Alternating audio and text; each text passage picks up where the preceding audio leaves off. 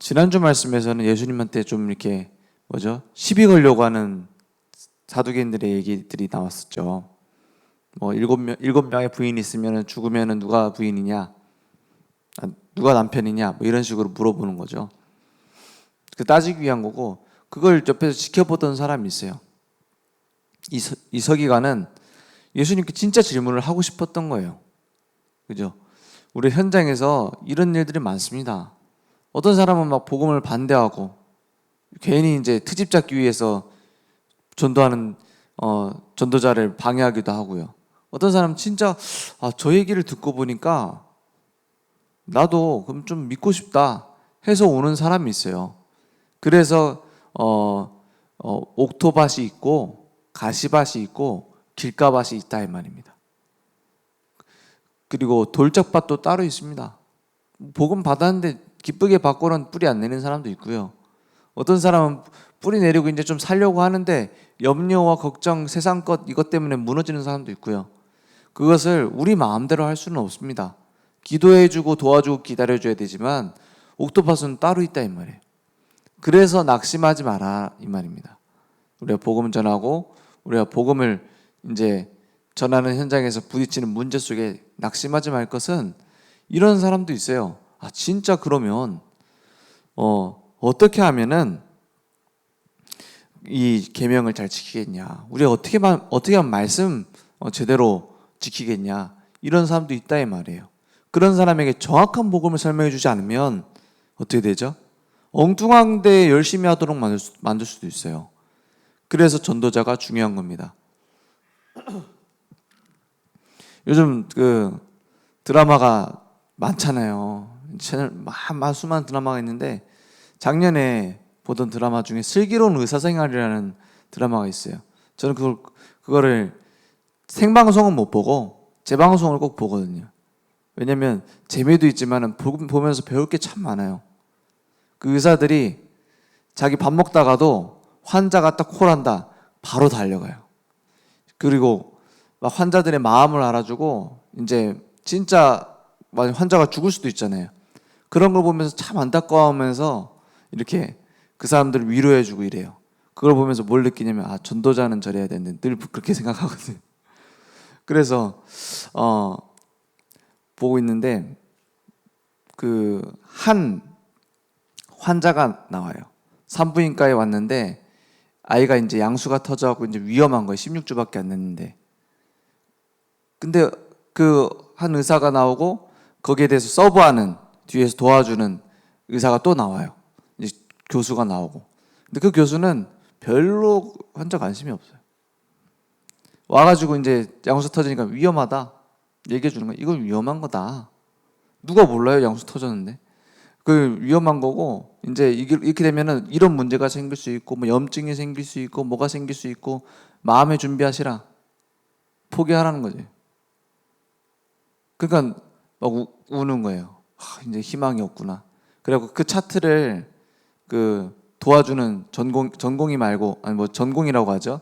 교수 밑에서 배우는 그 사람이 이제 쭉 적습니다. 차트를 적습니다. 그래서 다른 사람한테 물어봐요. 이 사람 살 수 있겠냐? 이 아이 살 수 있겠냐? 못 산다는 거예요. 못 살겠네요. 어렵겠네요. 이러는 거예요, 옆에서.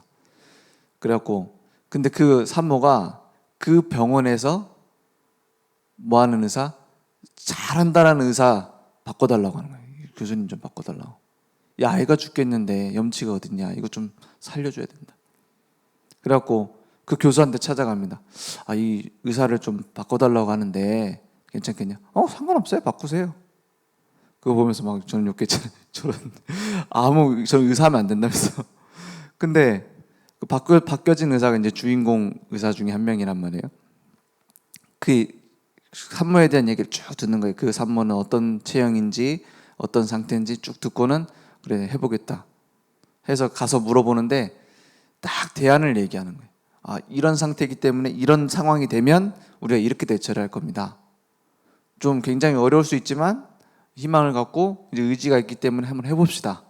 이러면서 쭉 얘기를 하는 거예요. 이런 상황이 벌어질 수 있으니까 이런 대비를 하고 쭉 얘기를 하고, 전공의가 돌아준 또 차트를 정리를 하는 거예요. 그래서 쭉 정리를 했어요. 이런 상황에서 이렇게 할 것이고 이렇게 할 것이고 이렇게 쭉 정리를 해놨어. 그래서 다른 동료한테 물어봅니다. 간호사한테도 물어보고. 뭘 물어보냐? 이 환자 어떻게 생각하냐? 살 수 있겠냐? 방금 전에 적은 그 다른 먼저 했던 의사 했던 차트 있고 뒤에 있던 의사 차트가 같이 있어요. 그리고 보니까 위에 환자는 어렵겠고 밑에 환자는 살겠네요. 이렇게 얘기하는 거예요. 가망성이 있겠네요. 근데 그 전공의가 뭐라 하냐? 둘 다 같은 환자다. 그리고 같은 날이다. 이 얘기를 하는데 무슨 생각이 드냐? 이 전도자의 눈이 중요하겠다. 맞잖아요. 전혀 영혼에 대한 사랑이 없고 복음에 대한 그 간절함이 없는데 전도 대상자를 봤다. 희망이 없어 보일 수 있어요. 그리고 많은 성도들을 봤다. 우리 교회는 안 돼. 이런 생각 진단 내릴 수 있습니다. 그런데 뭐예요? 진짜 복음이 필요하고 환자 살려야 된다, 영혼 살려야 된다는 영혼에 대한 사랑이 있는 사람이 보면 희망이 보여요. 그죠? 그걸 보면서 많이 전도자가 저래야 되는데 포기해버리면 그 의사가 포기하면 그 환자 어떻게 됩니까? 죽잖아요. 포기해야 되잖아요. 의사가 포기 안 하면 뭐가 생겨요? 희망이 생기잖아요. 그러면 우리가 영혼 사랑한다? 이건 단순히 봉사하자는 얘기가 아니잖아요. 생명이잖아요. 우리가 진짜 복음을 사랑하고 진짜 복음으로 사람 살린다? 이거는 그 대상에게 있어서는 뭡니까? 마지막 남은 희망이잖아요. 그래서 우리는 진짜 복음 생명으로 생각합니까? 그러면 나머지는 되어지게 되어 있습니다. 그래서 우리가 억지로 사랑하는 것은 사랑이 아니잖아요. 사랑은 억지로 하는 게 아니죠. 근데 그 생명 관계가 형성되어질 때 되어지게 되어 있습니다. 하나님이 우리를 하나님의 형상대로 만드셨다. 그게 하나님과 함께 해야 되는 생명이고 그게 하나님과의 생명 관계고 그래서 사랑은 되어질 수밖에 없는 거죠. 그래서 우리 연애도 다 해보셨겠지만은 연애하면은 뭐가 생각나요? 그 사람이 계속 생각나요. 사랑하면 예를 들어서 이제 결혼하려고 하면 하루에 3번은 전화를 해야 되고 10번은 문자를 보내야 되고 일주일에 1번은 만나서 데이트를 해야 되고 이런 정해진 규정이 있습니까? 그래야지 결혼할 수 있다. 그거 지켜야 된다. 막 그 세면서 체크리스트 하면서 막 셉니까? 그거는 사랑이 아니에요. 어떤 게 사랑이죠? 하루 종일 보고 싶다가 목소리 듣고 싶다가 바쁠까봐 참아갖고 전화했어. 그 전화가 하루에 수십 통이라. 그게 사랑 아닙니까? 계속 소식이 궁금하다가 문자를 보냈어요. 계속 하루에 10통씩 보냈어요. 그런 게 사랑 아닙니까? 너무 보고 싶다가 일주일에 한번 진짜 시간 내갖고 만나갖고 멀지만 3시간씩 달려가가지고 만나가지고 이제 데이트를 한다. 그게 사랑 아닙니까? 우리가 신자면은 하루에 1번은 기도해야지. 밥 먹을 때 기도해야 되지. 주일날은 교회 와야지. 이게 사랑입니까? 진짜 하나님을 사랑하는 사람은 어떻습니까? 매일 예배드리고 매일 하나님과 함께하고 싶다가 매일 기도하다가 주일날 진짜 소중하게 예배드리는 시간 이러고 봐야 되는 게 정상 아닙니까? 그죠? 그래 안 됐으면은 그러면 불신자냐? 어딘가에 내가 병들어 있다는 거예요. 그럼 고치면 됩니다. 뭘로 고쳐요? 복음에 집중하면 됩니다. 오늘 유대인들이 굉장히 훌륭한 사람들이에요. 우리보다 훨씬 나을 수 있습니다. 그런데 뭘 몰랐냐? 지키면 된다라고 생각했어요. 지키면 사랑하는 거라고 생각했어요. 지키면 뭐예요? 하나님과의 생명관계가 된다고 생각했어요. 놓쳤습니다. 그 핵심을 다 놓친 거예요. 그러니까는 예수님께서 이 얘기를 하는 겁니다. 613가지 지켜라 지키지 마라. 지켜라 하지 마. 이거는 해라 하지 마라.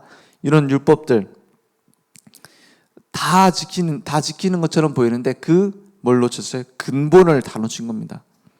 계명의 근본을 놓쳤어요. 그래서 우리가 막 천국 가려고 몸부림치면서 막 뭐 지키고 안 지키고, 이게 바리새인들 아닙니까? 그 사두개인들은 뭐예요? 반대입니다. 현세주의자들이에요. 그러면서 뭐예요? 그 사람들도 똑같습니다. 율법대로 살아야 된다. 그 행해야 된다. 뭐 유교식으로다가 이런 식으로 살고 있어요. 서기관들은 그러니까 종교적으로 막 율법 해석하고 성경 해석하고 이게 다예요. 그러니까 메말라 있어요. 하나님을 사랑하는데 사랑하고는 싶은데 그 사랑의 근본을 모르니까 메말라 있어요. 그냥 종교 생활이라, 그냥 교회 가고 이제 잘 지키고 이게 다인 줄 알아요. 근본을 다 놓쳤습니다. 그래서 예수님께 본질적인 걸 물어보잖아요. 뭐가 계명이냐? 하나님 사랑, 이웃 사랑이 계명의 핵심이다. 근본이다. 여기서 그러면 우리는 뭐 하죠? 열심히 봉사활동하라는 말입니까? 하나님 사랑을 할 때 가장 중요한 것, 사랑하려면 뭘 알아야 돼요? 지나가던 남자 아무나 붙잡고 결혼합니까? 뭘 알아야 돼요? 그분이 어떤 분인지를 이해를 해야 돼요. 맞죠? 복음을 이해해야 돼요. 복음을 깊이 이해해야 돼요. 아, 하나님이 나를 위해서 십자가에 죽으신 그리스도가 우리 이 땅에 오셔서 십자가에 죽으신 이유가 무엇인가? 부활하셔서 지금 하고 계시는 일이 무엇인가? 이해해야 되죠. 복음을 깊이 이해해야 됩니다. 그래서 복음에 대한 바른 지식이 있어야 됩니다. 그게 사랑은 첫 번째예요. 막 깊이 알수록 뭐가 되어져요? 아, 나에게 주신 은혜가 이렇게 크구나. 가슴속에 오게 되죠. 그래서 그 깊이 이해된 것을 두고 기도하는 겁니다. 그러면 어떻게 돼요? 그것을 전파하는 삶을 살게 되는 겁니다. 이게 근본적인 부분 아닙니까? 복음에. 그래서 계명의 근본 사랑 안에서 하나님 나라의 축복을 누리자. 복음 안에서 하나님 나라의 축복은 시작됐습니다. 하나님의 사랑의 결정체가 예수 그리스도입니다. 그리고 예수가 그리스도신데 그 중에서도 가장 중요한 심볼 마크는 뭐예요? 십자가. 나를 위해서 죽으셨다는 거예요. 나를 위해서 피 흘리셨다는 거예요. 나의 죄를 대신해서 죽으셨다는 거예요. 그리고 부활하심으로 우리를 건져내셨다는 겁니다. 내가 곧 길이요 진리요 생명이니 나로 말미암지 않고는 아버지께로 올 자가 없느니라 했어요. 하나님을 사랑한다 했을 때는 하나님과의 생명관계가 딱 형성이 되는 겁니다. 그죠? 그 생명관계의 특징이 뭡니까? 1대1이에요. 하나님과 나의 관계. 그래서 하나님은 질투하시는 하나님이라고 했어요. 이거는 뭐 하나님이 막 속이 좁다 이런 말이 아닙니다. 우리와의 생명관계 외에 다른 걸 찾으면 죽어요. 그죠? 하나님과의 생명관계 외에 다른 데로 우상숭배로 영적인 영적인 관계를 형성하려고 하면 죽어요. 그겁니다. 바람 피지 말라잖아요. 그게 정상적인 부부잖아요. 그것처럼 하나님과의 우리 관계는 1대1이에요. 그래서 내가 곧 길이요 진리요 생명이니 나로 말미암지 않고는 아버지께로 올 자가 없느니라. 이 생명입니다. 그래서 그리스도 예수 안에 있는 생명의 성령의 법이 죄와 사망의 법에서 너희를 어떻게 해요? 해방하였음이라 했어요. 해방이 뭡니까? 해방이 좀 풀려난 거죠. 끝난 겁니다. 광복절 특사를 해가지고 사면했다 하면 끝입니다. 그걸로 끝인 거예요. 그래서 우리의 모든 붙잡혀 있었던 문제에서 우리를 건져낸 겁니다. 죄를 짓는 자는 마귀에게 속하나니, 이 마귀에 속했단 말이 무서운 말입니다. 마귀가 마음대로 끌고 간단 말이에요. 그래서 하나님의 아들이 나타나신 것은 마귀의 일을 멸하려 하십니다. 거기서 건져내신 겁니다. 그 생명, 그것으로 우리는 살아났습니다. 그래서 믿고 영접하는 그 순간 하나님의 자녀가 됐고 하나님의 나라는 우리에게 임하게 됐습니다. 누가복음 17장 21절에 우리 속에 하나님 나라가 임했다. 천국도 하나님 나라입니다. 그죠? 우리가 가야 될 천국도 하나님 나라고 우리가 구원받은 자가 하나님의 나라가 임한 그 하나님의 성전입니다. 그래서 내 안에 이미 성령으로 내주하시고 인도하시고 역사하십니다. 예수님이 만약에 내 옆에 서 계시다면 어떨까요? 그럼 우리가 가지고 있는 고민 99.9%는 없어질 겁니다. 예수님이 늘 내 옆에 계시면서 식사도 같이 하시고 같이 일하러도 같이 가시고 이런다. 그럼 우리가 가지고 있는 기도 제목 좀 많이 바꿔야 될걸요. 그죠? 많이 바꿔야 될걸요. 더 가까이 계세요. 어디? 내 속에 나와 함께 24시간. 요즘도 25시 영혼까지 맞죠? 그 축복이 이미 주어졌습니다. 그래서 속지 말고 뭐 붙잡나? 이 언약을 붙잡고 말씀의 능력 안에서 하나님 나라 확장의 축복을 누리자. 우리는 다 받았기 때문에 이제는 하나님과 방향 맞추면 돼요. 하나님의 말씀은 하나님의 사랑의 편지입니다. 가장 우리가 즐겨봐야 돼요. 가장 핵심이 담겨 있어요. 그래서 성경 읽지 말라는 건 가장 틀린 얘기입니다. 성경을 안 읽어도 예수 믿으면 구원받습니다. 이 말은 맞아요. 그럼 예수 믿었으면 이제 성경 속에서 답을 찾아야지. 그죠? 우리가 평생 성경 안 보던 거 뭐 안 봐도 되겠지만, 구원 받았지만, 성경 속에 하나님의 어마어마한 비밀이 숨겨져 있다니까요. 그죠? 그럼 뭐 성경을 몇백 독을 해야 되냐? 그 말이 아니죠. 그냥 읽는데도 이게 답이 돼야 돼요, 성경이. 그죠? 골로새 교회 사람들은 골로새서만 보고 구원받고 골로새서만 보고 충분했습니다. 그거는 우리가 성경 한 부분만 봐야 된다 이 말은 아니죠. 66권 주신 데는 이유가 있으니까 다 보면 좋죠. 근데 무슨 말이냐? 하나님의 음성을 성경을 통해 볼 수 있어야 돼요. 그러면 되는 겁니다. 막 특별히 연구를 하고 막 특별히 막 신학 공부를 하고 이럴 필요는 없어요. 우리 강단 말씀 들으면서 그럼 본문 말씀만 찾아봐도 다 되잖아요. 그렇잖아요. 그럼 그 답이 다 나온다니까요. 우리가 그 고민하고 있는 문제 성경 말씀에 다 있습니다. 더 중요한 거 우리가 예배 드릴 때 주시는 그 말씀 있잖아요. 그 속에 다 있습니다. 아는데 잘 안 돼요. 아는데 잘 안 돼요. 아는데 잘 안 되는 게 제일 무서운 거거든요. 아는데 잘 안 될 수 있어요. 그래서 무엇을 주셨냐? 기도할 수 있게 하신 거예요. 분명히 말씀이 답인데 내 실제 그래도 잘 안 되는 게 있단 말이에요. 잘 안 끊어지는 게 있어요. 그래서 기도하는 거 아닙니까? 내가 억지로 끊는 게 아니라 하나님의 능력이 임한다 했습니다. 그래서 하나님의 말씀은 창조의 능력, 재창조의 능력이 있습니다. 그래서 마음속에 새기면 저절로 되게 되어 있습니다. 우리가 전도 어떻게 합니까? 하나님의 말씀을 내 마음속에 새기면 저절로 되게 되어 있습니다. 그래서 성경의 말씀, 강단의 말씀을 되게 깊이 묵상하는 거예요. 그러면 성령 충만이 임합니다. 그러면 증인이 되게 돼요. 하나님의 능력 주셔서 시공간을 초월하는 힘으로 결단하게 됩니다. 죽어가는 현장을 하나님 나라로 건설하게 되죠. 이제 사단은 완전히 세상을 장악했어요. 틀린 것으로. 오늘 말씀 보시면서 이 반대쪽 면도 보셔야 됩니다. 뭐같이? 내 이웃을 너 자신과 같이 사랑해야 된다 했어요. 이게 무서운 얘기입니다. 이게 뭐에 대한 얘기죠? 창세기 3장 선악과를 누가 줬어요? 하나님이 만드신 이 선악과 무슨 기준이에요? 너 자신이 주인 되지 마라 이 말이에요. 너 자신이 선악을 판단하고 다른 사람 틀렸다 맞았다 말하고 이렇게 말하지 말라는 거예요.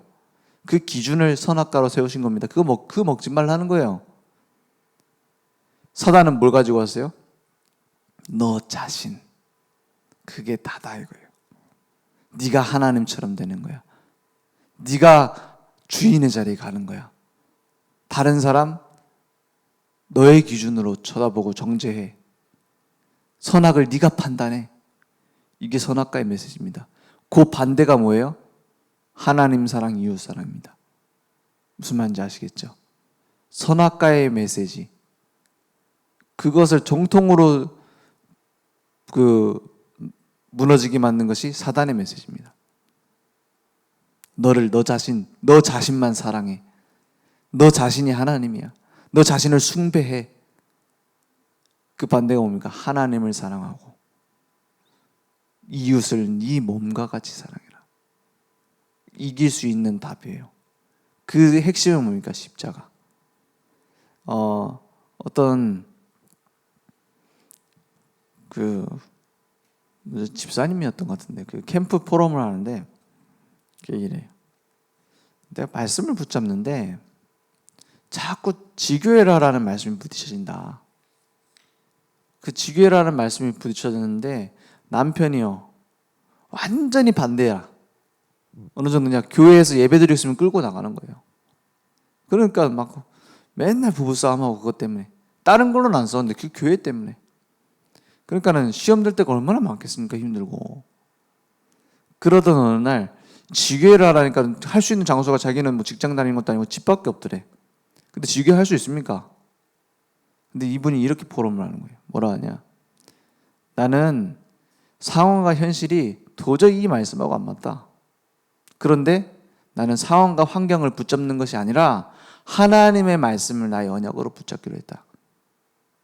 그래서 지교회를 해야 되겠다. 전도 캠프하고 있는 그 주간에 결단을 했대. 죽든 살든 해야겠다. 막 결단, 막 뭐죠? 고집 부리는 게 아니라 하나님이 내게 주신 거니까 붙잡겠다. 내게 준 언약으로 붙잡은 거예요. 근데 그 캠프 주간에 하필이면 그 남편이 캠프팀이 들어가고 복음을 전했는데 예수님 영접한 거예요. 그래갖고 언제 만나자.